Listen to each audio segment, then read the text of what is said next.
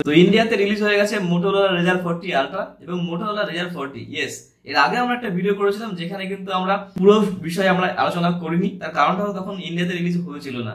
This is probably the best flip phone ever. Yes, অনেক interesting ব্যাপারে কথা বলা হয়েছে, সবকিছু বলবো। তার আগে যদি চ্যানেল নতুন হয়ে থাকেন প্লিজ ডু লাইক, শেয়ার এবং সাবস্ক্রাইব। চলুন শুরু করা যাক। তো প্রথমেই বলে রাখি আপনি আউট অফ দ্য বক্স এখানে কি কি পেয়ে যাবেন। অবভিয়াসলি সিম ইনজেকশন টুল পেয়ে যাচ্ছেন, ডকুমেন্টেশন তো অবশ্যই থাকবে। এছাড়াও 33 ওয়াটের চার্জিং অ্যাডাপ্টার পেয়ে যাবেন, কিন্তু ফোন কিন্তু 30 ওয়াট চার্জিং সাপোর্ট করে। ইয়েস, এছাড়াও কিন্তু হার্ড কেস রয়েছে এবং ইউএসবি টাইপ সি আপনি আউট অফ দ্য বক্স পেয়ে যাবেন। কালারে যদি কথা বলি সেখানে দুটো কালার চলে আসছে। একটা তো ব্ল্যাক চলে আসছে, যেটা কিন্তু ব্যাকটা গ্লাস ব্যাক এবং গরিলা গ্লাস ভিক্টাসের সাপোর্ট সেখানে রয়েছে ব্যাকে এবং ফ্রন্টেও। এবং আরেকটা যেটা সেটা চলে আসছে ম্যাজেন্টা কালার। ম্যাজেন্টা কালারটা কিন্তু ব্যাকটা কিন্তু লেদার ফিনিশ রয়েছে, ভেগান লেদার ফিনিশ। ফ্রন্টে আপনি গরিলা গ্লাস ভিক্টাসের সাপোর্ট পেয়ে যাচ্ছেন, আদারওয়াইজ পেছনে কিন্তু আপনি ভেগান লেদার পেয়ে যাচ্ছেন, যেটা দেখতে কিন্তু খুবই সুন্দর লাগে। ইয়েস, ডিজাইনে যদি কথা বলি সেখানে আউটস্ট্যান্ডিং ডিজাইন আপনি এখানে পেয়ে যাবেন, probably the best looking flip phone ever. Yes, খুব সুন্দর দেখতে ফোনটা করেছে। বড় স্ক্রিন, সবথেকে main highlight of this phone is that back cover display. অনেক বড় ব্যাক কভার ডিসপ্লে আপনি পেয়ে যাবেন এখানে, মানে probably the biggest back cover display আপনি এখানে পেয়ে যাচ্ছেন। সেখানে আপনি সবকিছুই করতে পারবেন, সেই সম্বন্ধে কথা বলবো। এবং ফ্রন্ট যদি দেখেন সেখানে বড় স্ক্রিন আপনি পেয়ে যাবেন, ব্যাটারি এখানে ভালো পেয়ে যাবেন, ঠিক আছে। এবং দেখতে আউটস্ট্যান্ডিং করেছে। ক্রিজ কিন্তু আপনি একদম দেখতে পারবেন না বললেই চলে, মানে ক্রিজ একদম পুরো নন ভিজিবল বলতে পারেন আর কি, একদম কম দেখা যায়। এছাড়া হিঞ্জ কিন্তু খুবই ভালো দিয়েছে, একদম যখন আপনি আপ ডাউন করবেন তখন কোনো রকম কোনো অসুবিধা আপনার হবে না। এক হাত থেকে আপনি জাস্ট খুলতে পারবেন, অফ করতে পারবেন। এবং যখন আপনি অফ করবেন সেখানে কিন্তু কোনো রকম কোনো গ্যাপস আপনি এখানে পাবেন না, মানে কোনো রকম কোনো আপনি নোংরা সেখানে ঢুকতে পারবেন না। একদম পুরো অফ থাকে, একদম পুরো ফ্ল্যাট থাকে, সেখানে কোনো রকম জায়গা নেই যে কিছু ডাস্ট পার্টিকেলস ঢুকবে। এবং ফোনটা কিন্তু খুব থিন ফোন চলে আসছে, ঠিক আছে, মানে একদম থিন ফোন। মানে যদি আমি ফ্লিপ ফোনের কথা চিন্তা করি সেখানে সব থেকে thinnest flip phone ever. Yes, এবং ওয়েটে যদি কথা বলি সেখানে অনেকটি 4.8 গ্রাম হয়ে চলে আসছে। মানে যেটা বললাম যে ফোন যেহেতু বড় ফোন সেই হিসাবে কিন্তু ফোনটা হালকা আপনি এখানে পেয়ে যাচ্ছেন। এছাড়া কিন্তু ফোনটাতে আপনি IP52 এর রেটিং পেয়ে যাচ্ছেন। So yeah, water and dust resistance আপনি এখানে পেয়ে যাচ্ছেন। পোর্টস এন্ড বাটনস যদি কথা বলি সেখানে আপনি বাটনে পেয়ে যাবেন মাইক্রোফোন, স্পিকার গ্রিল পেয়ে যাচ্ছেন এবং টাইপ সি স্লট পেয়ে যাচ্ছেন। রাইটে যদি চলে আসেন সেখানে আপনি পেয়ে যাচ্ছেন power button combined with fingerprint sensor এবং সেখানে ভলিউম কি রয়েছে এবং এক্সট্রা মাইকও কিন্তু আপনি এটা উপরের দিকে এটা পেয়ে যাচ্ছেন। লেফটে যদি চলে যান সেখানে আপনি সিম কার্ড ট্রে পেয়ে যাচ্ছেন এবং সিম কার্ড ট্রে কিন্তু আপনি এখানে সিঙ্গেল ন্যানো সিম কার্ড পেয়ে যাচ্ছেন এবং ই সিম এর এখানে সাপোর্ট রয়েছে। তো আপনি একটা ফিজিক্যাল সিম ইউজ করতে পারছেন ন্যানো সিম, এবং একটা ই সিমও আপনি এখানে ইউজ করতে পারবেন। সো ইয়া, টপে আপনি পেয়ে যাবেন নয়েজ ক্যান্সেলেশন মাইক্রোফোন।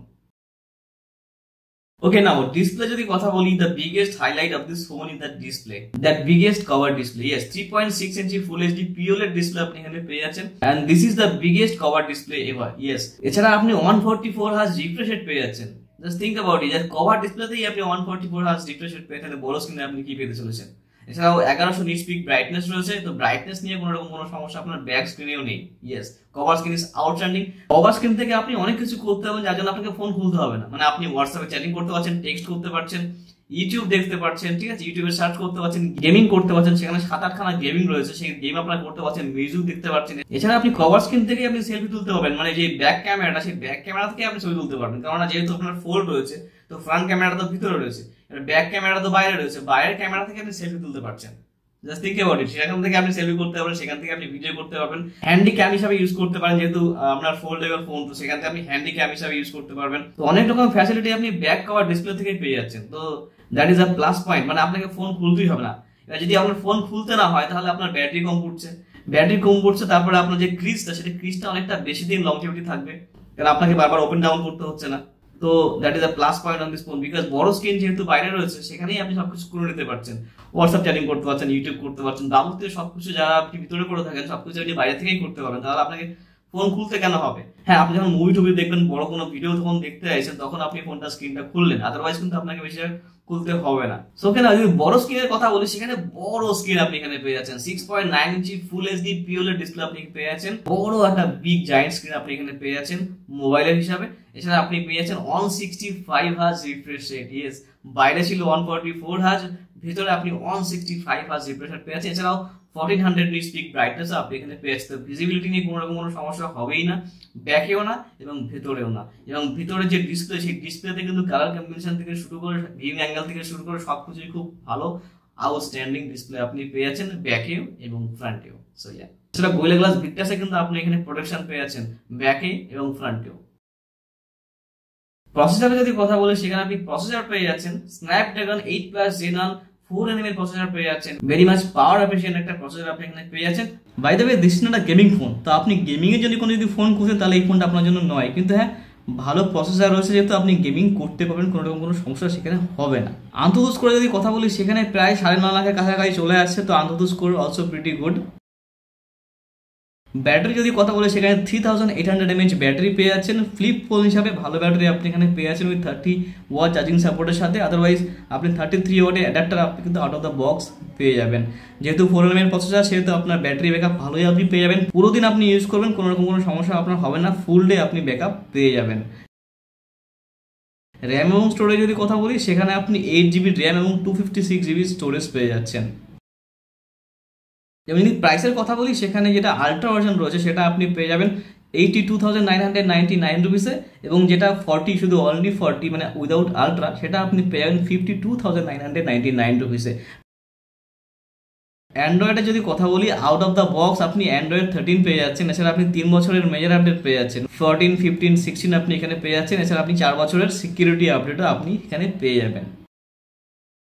মাল্টিমিডিয়া যদি কথা বলি সেখানে মাল্টিমিডিয়ার এক্সপিরিয়েন্স খুবই ভালো হতে চলেছে, তার কারণটা হলো যে বড় স্ক্রিন চলে আসছে, 6.9 ইঞ্চির ফুল এইচডি পিওলেড ডিসপ্লে আপনি এখানে পেয়ে যাচ্ছেন, 165 hertz refresh rate, colour combination এবং আপনার ভিউইং অ্যাঙ্গেল সব দিক থেকে ডিসপ্লে খুব সুন্দর ডিসপ্লে, খুব ভালো ডিসপ্লে, আউটস্ট্যান্ডিং ডিসপ্লে। এছাড়াও কিন্তু আপনি পেয়ে যাচ্ছেন ডুয়েল স্টেরিও স্পিকার অডিওর দিক থেকে, সেখানে আপনি ডলবি অ্যাটমসের সাপোর্টও পেয়ে যাচ্ছেন। তো ভিডিও কোয়ালিটি এবং অডিও কোয়ালিটি নিয়ে কোনো সন্দেহ নেই, তো মাল্টিমিডিয়ার এক্সপিরিয়েন্স ইজ প্রিটি গুড।